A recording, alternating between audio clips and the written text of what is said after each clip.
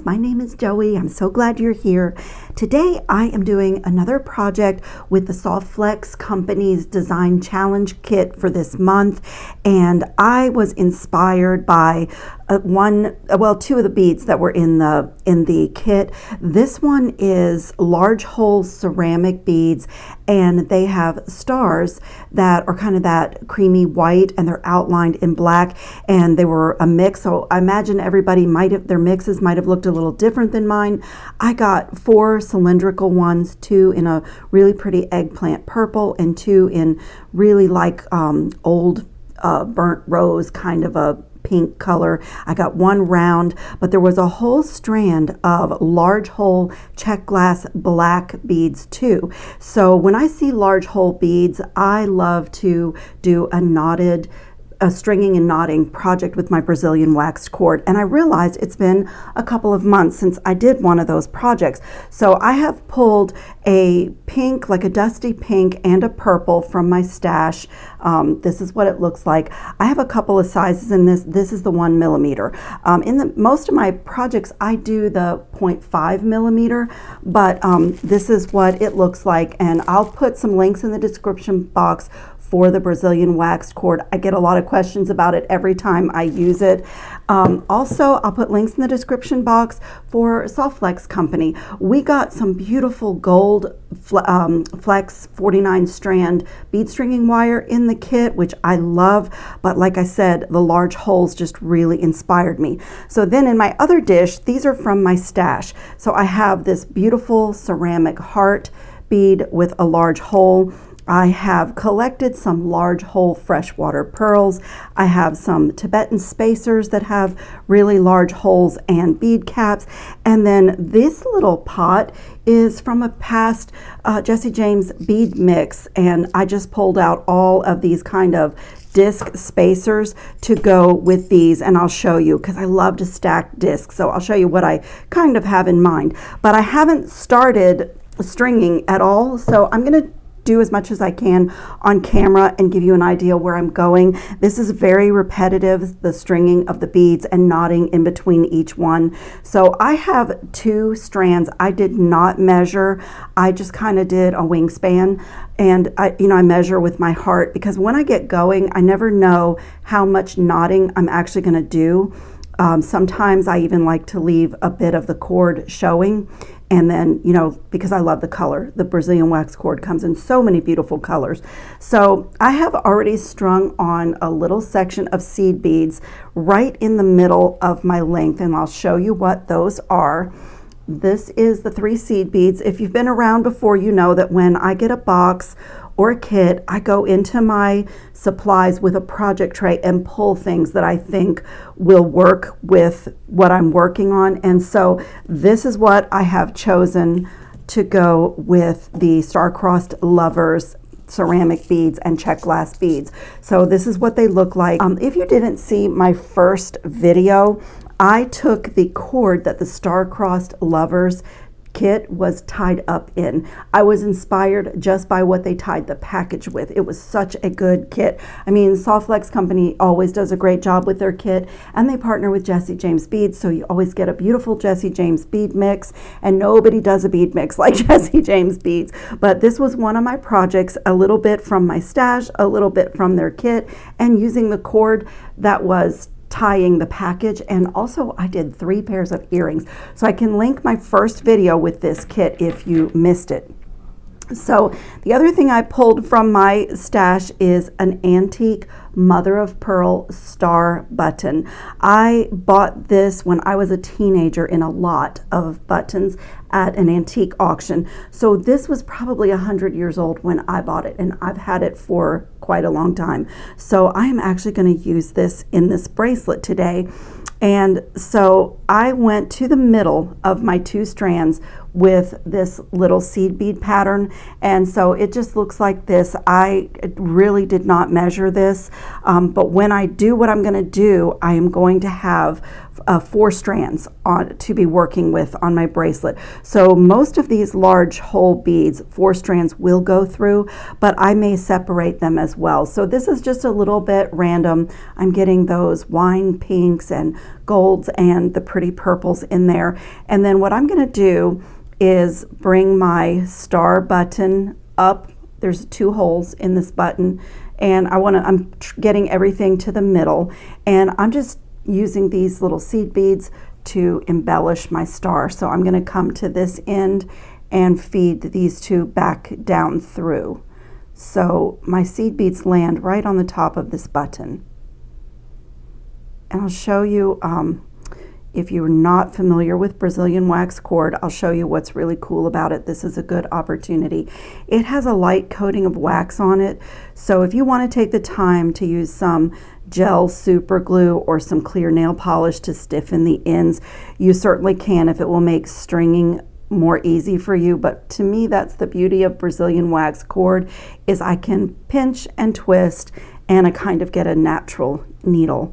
So I'm just pulling these little beads, this little cluster. I'm going to pull it tight and just have them coming out of the middle of my little star, just for a little embellishment. Isn't it pretty? So this is going to be the closure on my bracelet. So I'm going to come underneath here and just do an overhand knot. Just all 4 strands together, and I'm going to work it down to the base of my button and start creating bead patterns. I love this type of a project. It's so relaxing. I am going to start with one of the black beads. My idea is to alternate all of this combination, the pearl color, the gold, purple, pink, and black. So I'm going to create my first little pattern here. Let's see, I have more of these, so maybe I'll do one of these. This, I tend to do this type of a project for the most part off camera, because, you know, it's very relaxing for me to play with the beads and the patterns, and sometimes there's a little bit of taking them on and off until I am happy with the way it looks. Let me see if I'm going to have trouble getting 4 strands through this bead. Let's see, maybe one just needs to go in separately.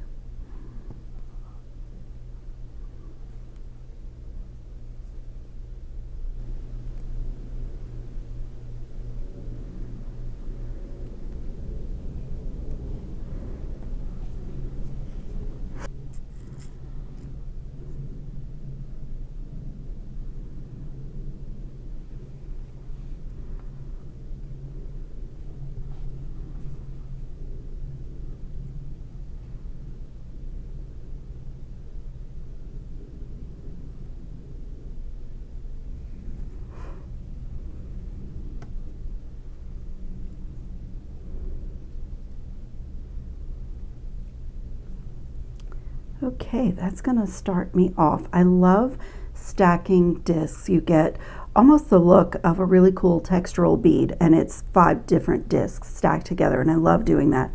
So here I'm going to come with another overhand knot, and if you're new to a knotted piece of jewelry, I like to use my knotting tweezer. I love this tool because it gives me precision with my knots. So you reach inside your loop while it's still loose and get a hold of all your strands at the right where they're coming out of the bead, and then when you pull, your knot will land wherever the tip of that tweezer is. And then you can even use the tweezer to lock your knot into place, or you can come back with your finger, you know, and tighten it down. But I think it's so pretty. And so when you're doing a knotting project, this is where you can decide if you want to do another knot here and leave some of the cord exposed. I do my designs that way sometimes, but I have a lot of beads to work with. So I think on this one that I'm going to just have the knots appear in between my beaded sections, and they sort of act like a spacer. So I'm going to come and separate all 4 strands now, and I'm going to load some seed beads on these strands here. So I'm going to just do like maybe, I don't know, maybe 8 and just see how long it is. And I'm going to do all 4 strands, load them up with seed beads.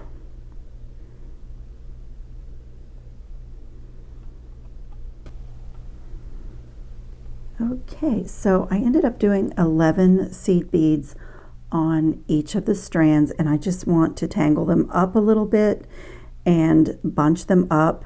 I love this look in a knotted bracelet because it almost looks like a beaded bead.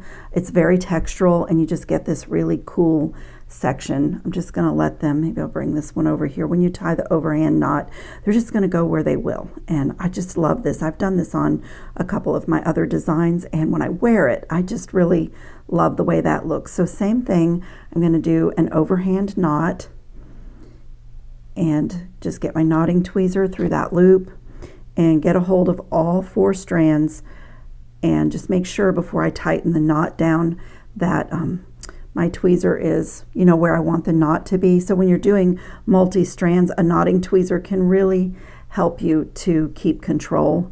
And you can like not tighten it all the way if you feel like you need to make an adjustment, but I'm pretty happy with that. Just push that knot down into place, and look at that beautiful little tangly section of beads. I love it.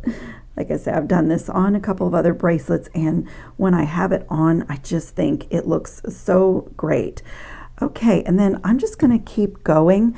I would really like to have a pearl next, but I want to flank it with these black beads, and I'm just going to play like this with my bead patterns. And if it's possible, maybe even get a pair of earrings. I'm wondering if I fill in with some of my pearls and my heart, if I could save out the cylinder ceramic beads and get a pair of earrings. And then same thing, another overhand knot.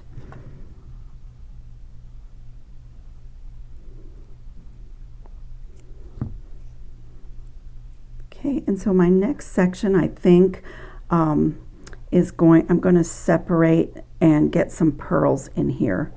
So I'm going to get this pearl on 2 strands. I'm going to play with stringing on 3 pearls in a section. So like that. And then let's see. I really love this one. It's so pretty.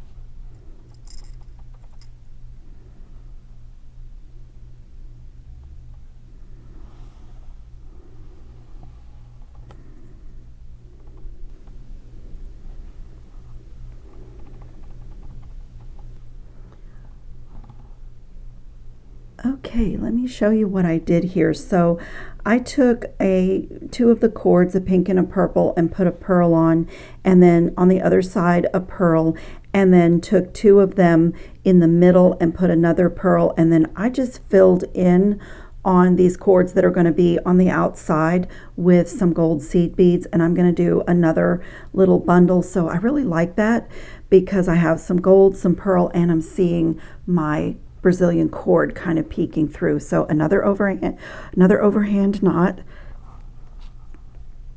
and same thing, I'm gonna just get a hold of this little bundle of cords and kind of get the knot pretty tight. It's a strange, this one's not very linear, so I'm just gonna like move it down with my fingers. So the pearls are kind of floating a little bit.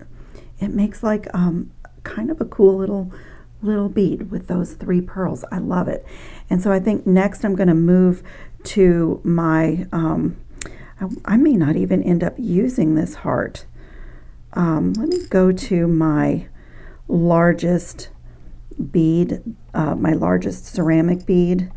I was even toying with the idea of putting a bead cap on one end just to make it unusual, and then maybe one of these on the other end.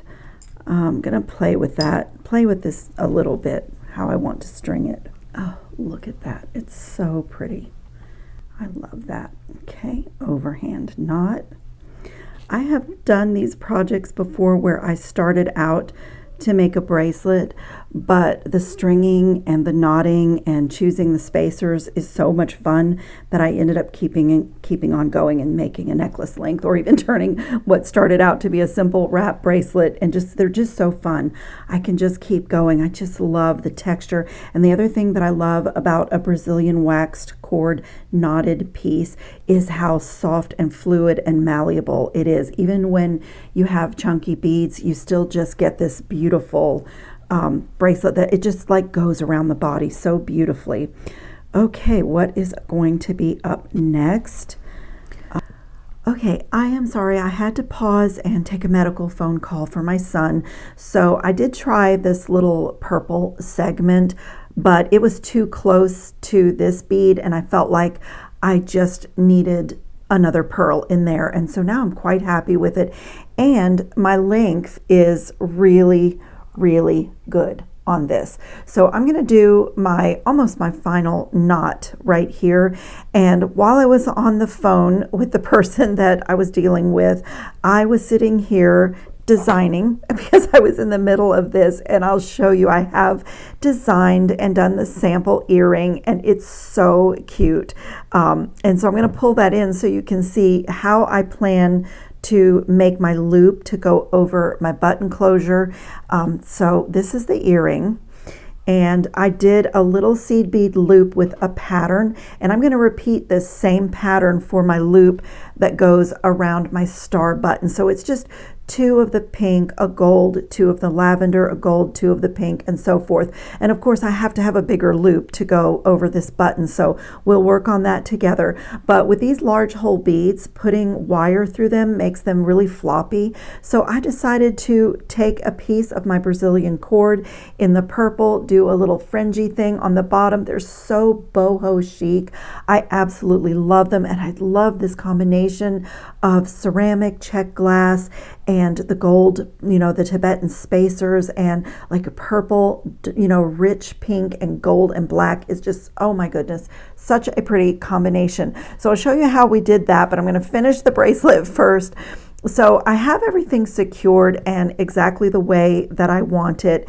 And I am going to save out, let's see, I'm going to do my seed beads on a pink strand, and I'm going to leave these 3 cords just hang out because I think I'm going to cut them and do some fringiness to match the earrings, but I might even load some seed beads. So for now, till I get the closure done, I'm just going to let them hang out, and I'm going to do this pattern on here for my loop. So I started with 2 of this rich pink, and just, 2 alternating these colors separated by 1 of the golds.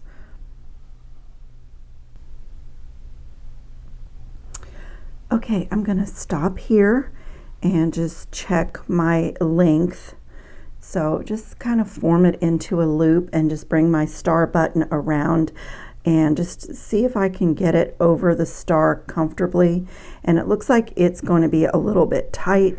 So I'm going to string another gold and 2 more purples and see if that's better. You can also do a little bit looser knot. The Brazilian wax cord, when you knot it, it does grab onto itself. So I'm just going to see if I can make it. I want it comfortable to slide on and off, but I also don't want to lose that feels a little bit big to me.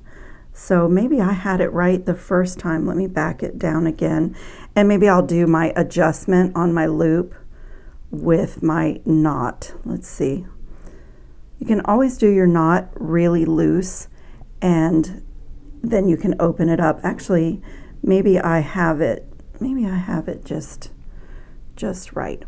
Okay, so I'm just going to come right here, make a loop, and knot this across my other pieces. It's a little bit of a free-form knot, because I'm just gonna knot it and loop it until I feel like it's secure. Just overhand knot on top of overhand knot. And at the finish of one of these, and I didn't do it on the earrings, but I am going to use beader's glue right here where I'm about to trim this off.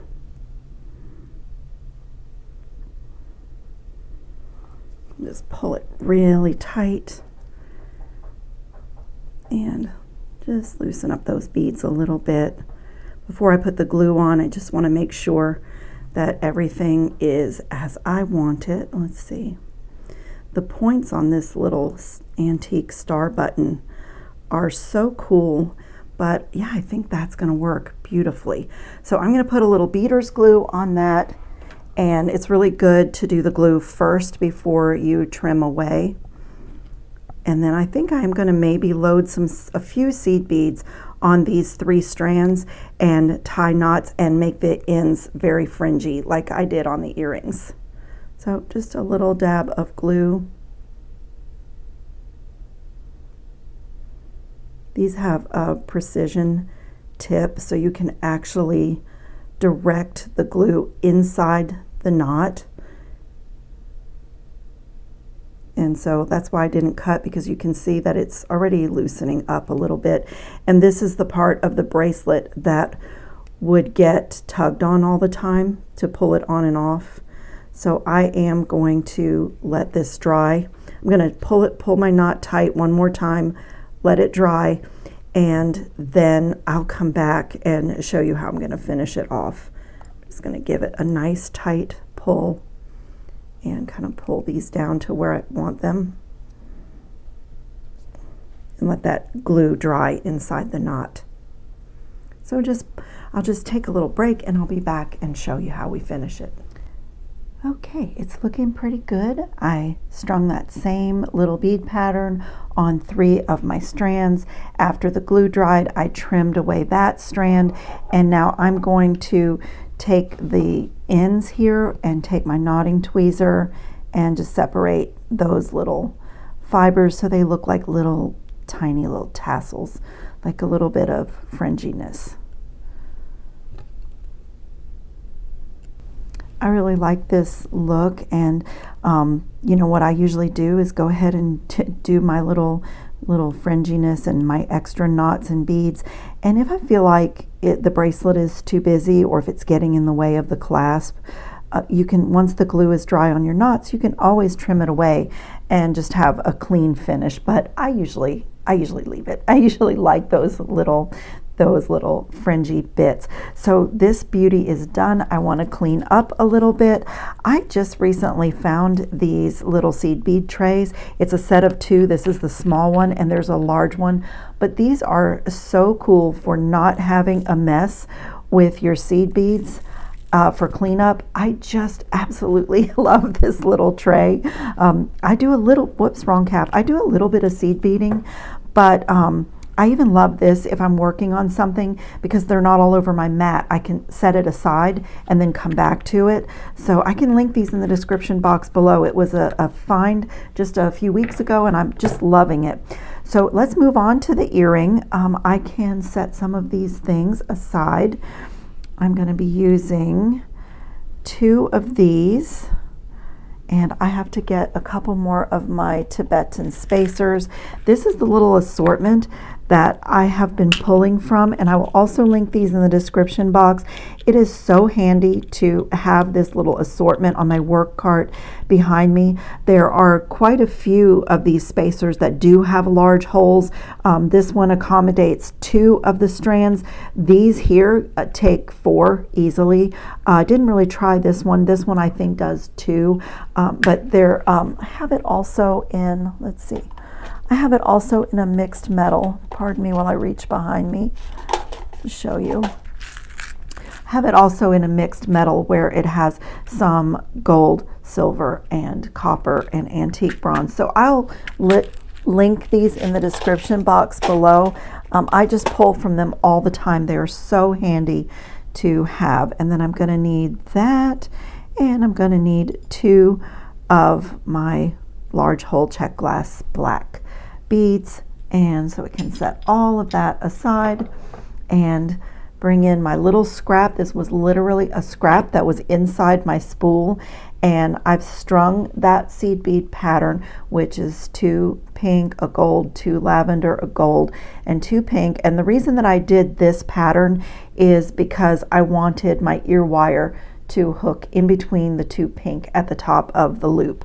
So that's the method to the madness, and I'm just going to make a nice neat loop and do an overhand knot just like we have done through the whole design. Just a nice neat overhand knot. Knotting tweezers are really useful for placing your knots just where you want them.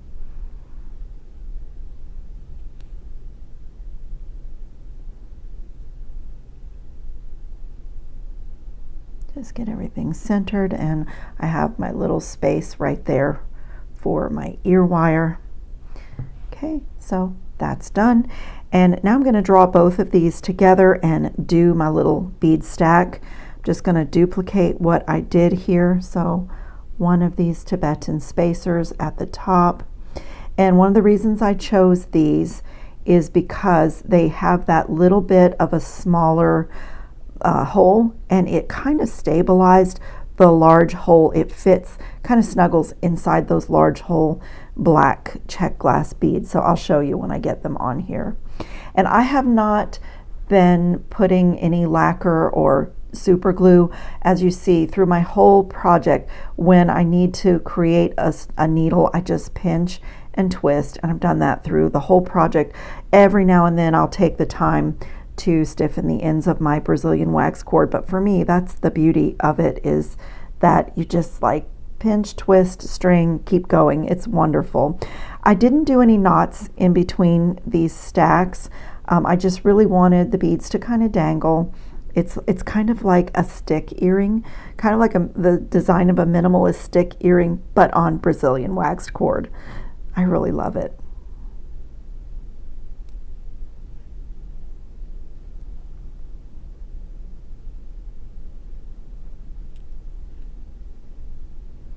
This is super easy. So I'll show you when I put this Tibetan spacer. It's kind of like a little lantern shape. See what happens? It kind of fits inside. So when you're choosing your beads, you know, like that, just it makes a nice earring because of the way it fits. And even though these have really large holes, they do have a nice linear look. So I'm going to come here and do another overhand knot as we have been. And the same thing, reach inside my loop right where my beads are, and that's my final knot. And I'll match it up to the other one to trim, and then make the same little fringe. Just put it up to this one so I can see where to cut. Right about there. And you can always go back and cut your tassels even a bit shorter after you've made them fringy. And same thing, I'm just going to separate those fibers. You can use the tips of your pliers. I always do it with my knotting tweezer. Okay, time for the ear wire. And you could put some of the beater's glue in your final knot on your earring if you want to. I'm pretty sure I'm going to need to open that a little bit more. You could do that if you wanted to, if you feel better about it. I will do it on a closure like this where I'm going to be tugging on it as I take it on and off. I tend to skip it on the earrings, but you know, it just depends how you feel about your knots. Work hard in that loop. My second earring is done. Well, it's basically done. If you have been on my channel before, I bet you can guess what's coming next, because at the end of my projects, I'm going to put my knotting tweezer away. At the end of my projects, I always take a minute right when I'm finished to brush my Permalac semi-gloss anti-tarnish coating. I get a lot of questions about this. I have jewelry that has lasted for more than 10 years without tarnishing with this coating, and I will do all of these Tibetan spacers. My gold seed beads are galvanized, and I always tell people it's Duracoat galvanized. So when you're buying metallic seed beads, they cost a little bit more, but it's a great investment for pieces that are going to rub on your skin because they maintain their shininess. They don't darken or, like scratch off. So I don't have to do the seed beads, but I will brush all of these Tibetan spacers with this Permalac coating, and it just keeps them shiny. So I can't say, everybody always asks, I get 2, 3, 4 questions a video, how long does it last? Everybody wants to know.